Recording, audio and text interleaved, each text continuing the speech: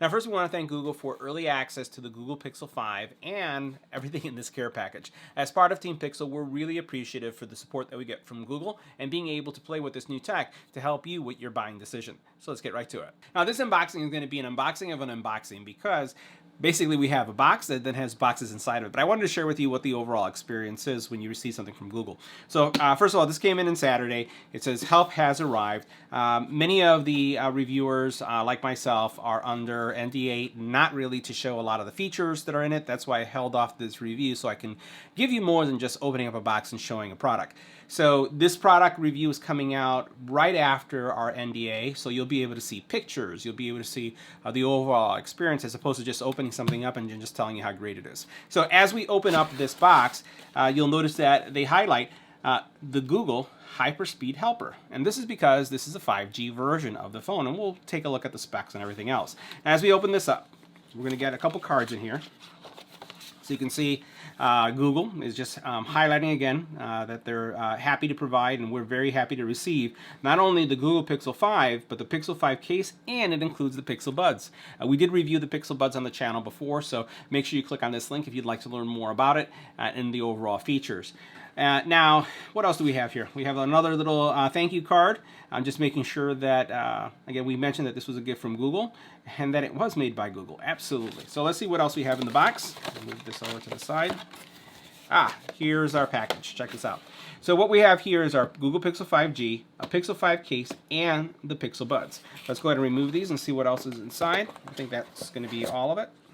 Let's see. Yep, that's it. And it's just a razor. All right, let's go ahead and check them out. Now, in the retail version of the Google Pixel 5a, you're going to receive the Google Pixel 5, as you can see that here. You also then will get this USB-C cable, a USB-A to USB-C converter, and then a power brick. Now, from a case perspective, we did receive an official Pixel Google 5 case, and this is made out of 70% recyclable material, so the way to go, Google, for that.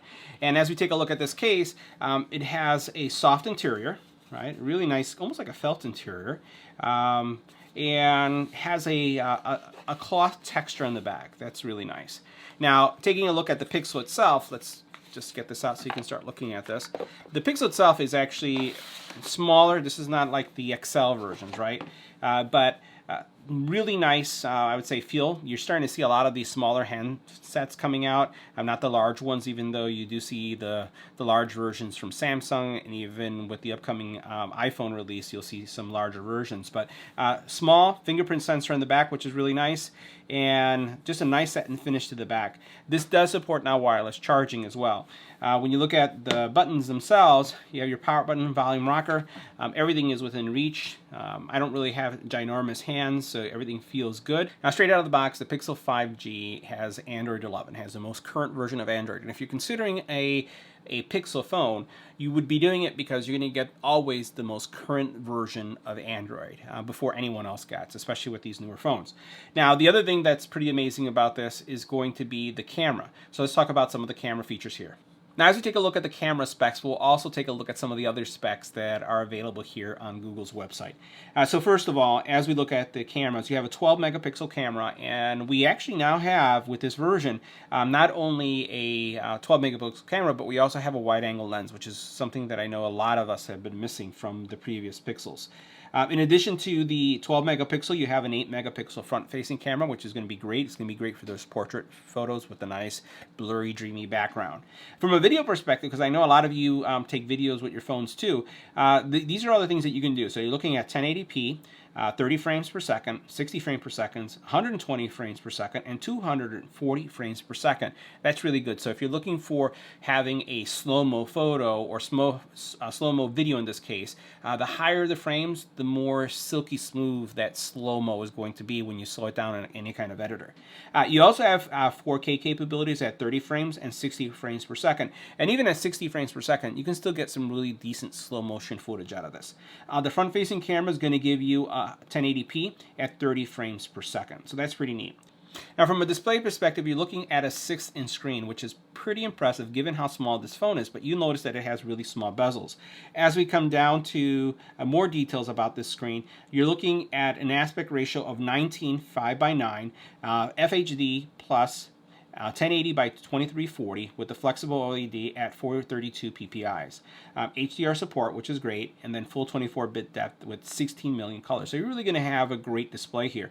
An always-on display, now playing touchscreen, smooth display, and this is a 90 hertz screen. So we've been seeing more and more screens coming up like 120 hertz. This is still a 90, but I think that this, for the price and the value that you're getting here, I think that this is a good spec phone. Now, from a battery perspective, you're looking at 4,000 milliamp hours. And then what we talked about, 8 gig of RAM, so that's what you're going to be using for processing and things of that nature. And then 128 gig is going to be your storage. And remember, while it's not expandable, you do have unlimited, you can upload things to Google Photos, and then also you have Google Drive. So you can take a lot off your phone and not have to worry about having to expand with 128. Now, from a processor perspective, we have the Qualcomm Snapdragon 765G, and pretty decent processor, right? It's an octa-core processor, Adreno 620, and it also has a Titan M security module. So that's pretty straightforward for all of us there. From a charging perspective, we already talked about the charger, the fact that we have dual SIM here. So you have a single nano SIM and an eSIM, which is good. So the eSIM you can use like for Google Fi right out of the box if that's something that you want to do. Or if you're bringing your own SIM from another carrier, you could do that as well. More and more carriers are also supporting eSIM, so you can go SIM-less if that's something you like. Now, from a speaker perspective, I really like the fact that despite the size, you have stereo speakers. So you have a stereo speaker experience with 3 microphones and noise suppression. So it'll be interesting to see how well this phone does as a speakerphone, or even when making phone calls. I still see tons of people walking, for whatever reason, not wearing headphones, and then just speaking through their phone like this. I don't know how it is for the person on the other side. You know, I'm a Bluetooth guy, and I like headphones that have great noise canceling. I wonder how these will do with the noise suppression. Now, from a color perspective, it's going to be available in just sort of sage, which is what you see here. That's what I have here. And then what we also then have is just black. Let's see if there's anything else that's 1-year warranty, right? So this is what you can expect from a spec perspective. So next, let's talk about the overall photo experience, because let's face it, Google's known for having fantastic photos. Check these out. So let's check out some of the photos that I've taken with the camera. And Google is well known for having one of the best cameras on the market. And as you can see here, these were just taken outside of my home, and I got a blurry background. This is the kind of detail that you're seeing here. Pretty nice. I really like the overall image quality. Things look really, really vibrant. It's not oversaturated either. So let's go to this next photo over here. Check this out. So here we have a jack-o'-lantern. This has the bokeh effect, so you can see the bokeh effect on the sides, which is really nice. On this side, this is really, really nice. Check this out. So look at the colors. This has like a nice lilac color, and I'm going to go ahead and zoom in. You'll notice the nice bokeh on the sides, and then as we get even closer, look at the kind of detail that you have. Again, really, really nice detail, and also clean blurs. So this is really doing a nice job all the way around it. So that's a nice photo. Let's see what else we got here. All right, here's another one. Now this is some white flowers. Again, and this is with that blurry effect. Oh, and I just want to show you something. There's actually some bees here. So I captured 2 bees that were on these flowers, just collecting some pollen. Let's go ahead and zoom out. Here's another photo again. I think this is probably the best one that I took. It's kind of hard to take this photo because I didn't want to get stung by the bees when they were there. Here's another one right here. Really, really nice. See the quality there. This is a path by my home, and you can see we're in Chicago, so we're starting to see a lot of the fall type weather. So leaves are coming down. We're starting to see a lot of autumn colors. Great, great opportunity or moment for photography. So again, you can't go wrong with the Pixel. Here's a really interesting one. I like this because this is a tree, and there's kind of like a cutout, as you can see here. We'll go ahead and zoom into it. You can see how I use kind of like that blur effect to really focus on the plant, but then to blur everything else out. So that's what that would look like there. Really, really nice. Chessboard that we have in one of our parks. All right, see that? And then here's just another photo of some grass that we saw nearby, again with that nice bokeh effect. I think that this is where you can see a lot of the detail again. Let's see, look at this.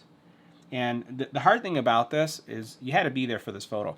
It was actually moving, swaying back and forth with the wind. But notice how clean things are all the way around it. See, it's really doing a nice job blurring everything out and keeping what I want in focus and focus. You'll notice here the tip went a little bit blurry, but everything else looks really, really nice. That looks very, very nice, right? And then this was one of the houses that we were passing up in this morning's walk, because it is October and there's a lot of stuff going on for Halloween. So not only did we take a photo, but we also did a video.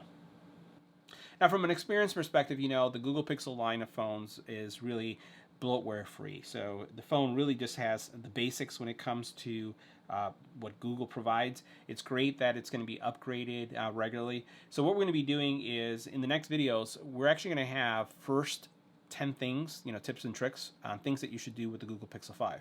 Overall, my experience from a battery life has been fantastic. We are using the latest version of Android, and once again, this is a very, very affordable phone that has great camera quality, great battery life, and you know what? The Sage is kind of growing on me too.